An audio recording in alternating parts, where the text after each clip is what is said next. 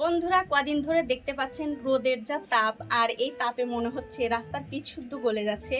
আর YouTube খুললেই কিন্তু দেখতে পাচ্ছি অনেকেই এই রোদের তাপে ডিম ভেজে খাচ্ছে। कौन है ये लोग? कहां से आते हैं? আসলে কি এই রোদের তাপে ডিম ভেজে খাওয়া যায়? সেই সত্যটা যাচাই করার জন্য চলুন আজকে আমি রোদের তাপে ডিম ভাজা করে দেখাচ্ছি।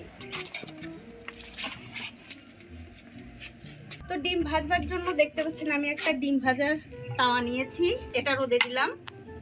আর এর মধ্যে দিয়ে দিচ্ছি সামান্য একটু তেল। তেলটা তাওয়ার মধ্যে এরকম একটু ছড়িয়ে দিতে হবে। আর আমি কিছুক্ষণ রোদের মধ্যে এই তাওয়াটা রেখে দেবো একটু গরম হওয়ার জন্য।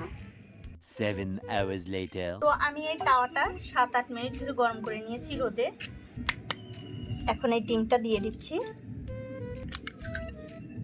তাওয়াটা কিন্তু খুব ভালো মতো গরম হয়ে গেছে। দিয়ে দিচ্ছি ওপর দিয়ে সামান্য একটু নুন।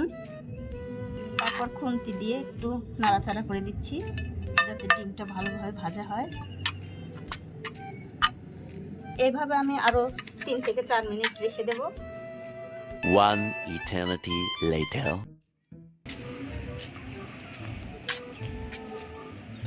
দেখুন রোদের কি তাপ, আসলে কিন্তু ডিম ভাজা হয়ে গেছে। দেখুন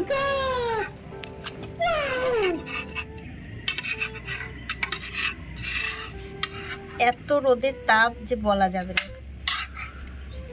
দেখুন সত্যি সত্যি কিন্তু ডিম ভাজা হয়ে গেছে।